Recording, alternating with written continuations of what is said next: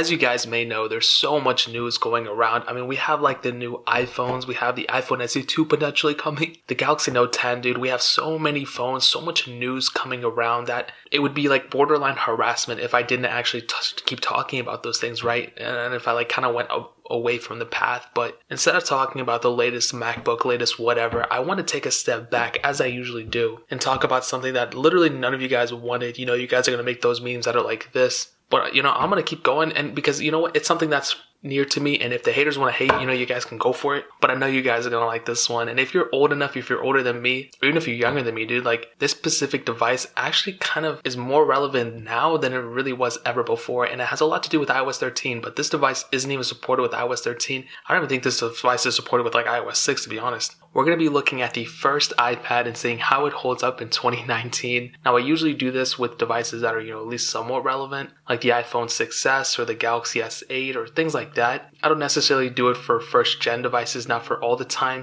but I still feel like the first iPad is a killer device. Like, and I'm not even just saying that just to like make this thing feel better, because honestly, me and this iPad have beef. I started talking to my husband and my wife, and I don't really feel comfortable about that. But the interesting thing about this iPad is that in terms of just the way it looks on the outside, not too much has changed. I mean, we still have obviously like bezel-less design, all this crazy stuff, but in terms of just everything about it, it's almost the same exact concept. You know, the charger port on the bottom, screen on the front, obviously metal on the back, but even the first iPad still feels like a super premium device. And I'll kind of compare this to like the first like Samsung Galaxy tablet that ever came out, or even like the first Google tablet, like the Nexus 7, even the first gen or second gen. Like, yes, those things kind of felt premium and they had a place, but they didn't even feel as premium as the first iPad. And that really has a lot to say about just the premiumness of Apple products and the fact that they're still willing to go the extra mile in making a device that's super timeless. And this first iPad definitely is like that. Now, I'm just going all over the place right now. But this thing was released in 2010 in January, which is a really awkward time to release it, but it didn't really officially get released until March.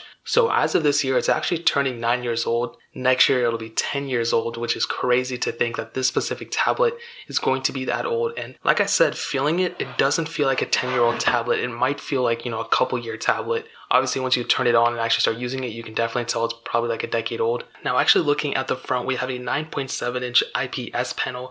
The resolution is 768 by 1024, which is actually extremely low. You know, I'm not going to hate on it too much, but not only that, but also the pixels per inch is 132, which is a very low pixels per inch density or PPI density, whatever, for a panel. But this thing was released in 2010, so you kind of have to give it some slack there.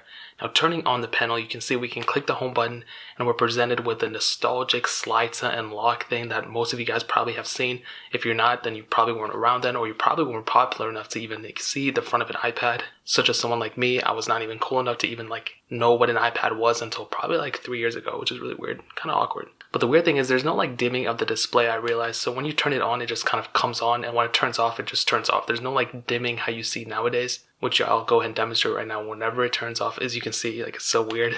But as you can see, we can go ahead and slide to unlock, and we're presented with the home screen. Like I said, this is a 9.7-inch display, which is the same exact display for most of the iPads. Even like the 2018 iPad that's still being sold for like $300, I think. That one still has the same exact screen size as this one. But what I'll definitely say, and the thing that really sticks out to me the most, would definitely be the bezel around the display. As you can see, this thing has super thick bezels that's thick with 2Cs or 2Ds or something.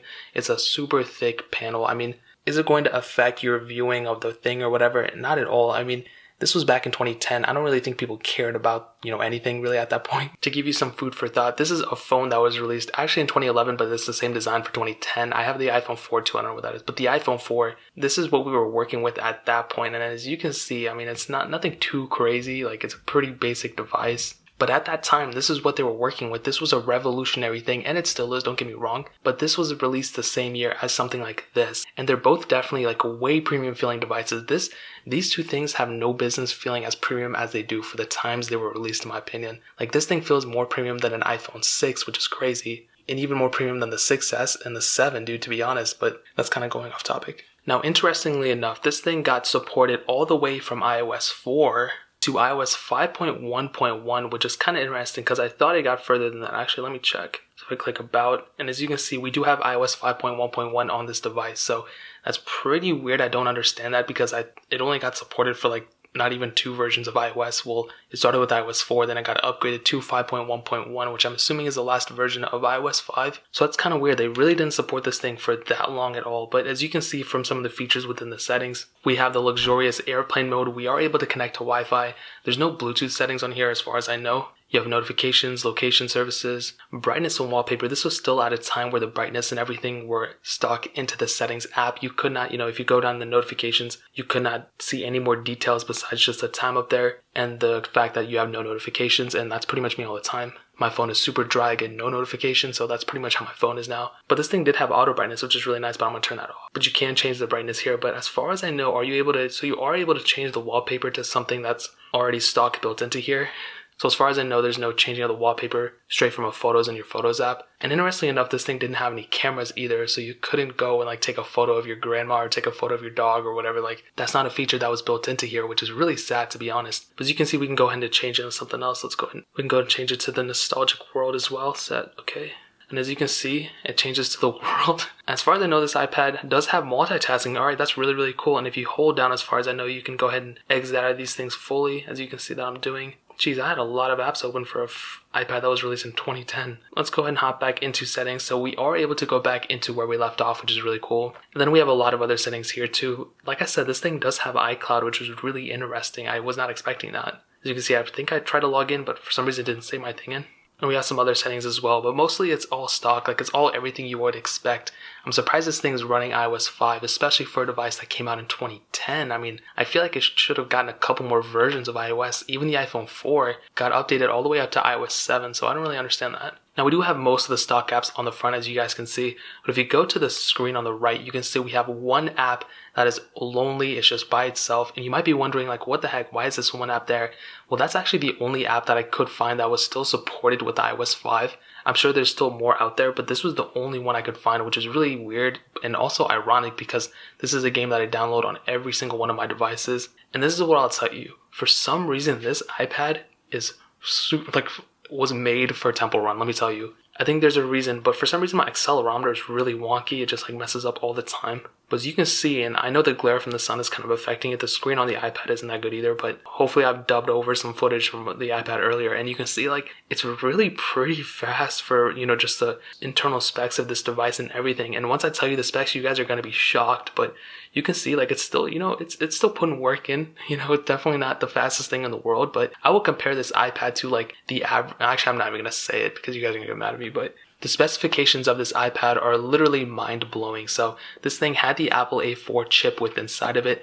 It had a 1.0 gigahertz Cortex A8 chipset or GPU, whatever, CPU, whatever you want to call it. And it had 256 megabytes of RAM. It didn't have a 2.56 gigs. It didn't have that. It had 256 megabytes of RAM, which is insane. The fact that this thing had a quarter of the RAM that the iPhone 6 had is even the iPhone 6 didn't have that much RAM. It had a 1 gig of RAM, and I'm I wouldn't even recommend people to use that at all. And the fact that this thing was being sold at that time for that amount of RAM is crazy. And as far as I know, a lot of people actually dig at Apple for that. Even back in 2010, they were still kind of getting, at Apple, you should have put more RAM into your device or whatever. And I 100% agree with them. I feel like they could have done better at that job. Then they eventually released the iPad 2, which I do have. I have not reviewed yet, but they did release that, which I'm kind of glad they did. I'm glad they just got that over with. And I think they released it pretty soon after the first iPad was made. So pretty interesting stuff. Let's go ahead and load up Safari. Let's go ahead and see what some people are doing nowadays. As you can see, it's probably going to preload to my channel. Yes, it is.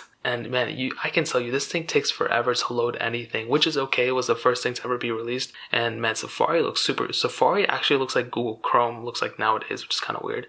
Let's go ahead and go home, see if there's any changes there. Nope, it's still the mobile version. I wonder if we can ask for the desktop version. I think we can click right here. Yes, desktop. Let's see if we can load that one up. Hopefully we are. We are. Okay, that's really, really cool. Let's go ahead and see if we can play some videos. I don't think the native YouTube app is able to be downloaded onto here anymore, but I'm pretty sure we can still watch videos or something. And it's not looking like we're able to play videos for some reason. That's kind of sad, actually. Maybe this thing doesn't have the correct JavaScript or whatever that thing is. But that's actually really weird. I was kind of happy to install it and actually watch some videos of mine on here, but I guess we can't do that. But let's go ahead and type some things. So this would be the typing experience within iOS 5 or even on the first iPad. Let's see, it's actually not that slow. Not as slow as I was expecting it to be. And I also just remember that this Safari was at a time where the Google bar was separate from the search bar. So if you typed in your search on there in the search bar, it would just search up whatever you typed in .com. Whereas if you type it in on the search bar on the Google thing, it'll actually go and take you straight into Google. So as you can see, the scrolling process isn't that bad. It's kind of actually really responsive. The zooming in, there's no zooming in, but this thing did have multi-touch as far as I know.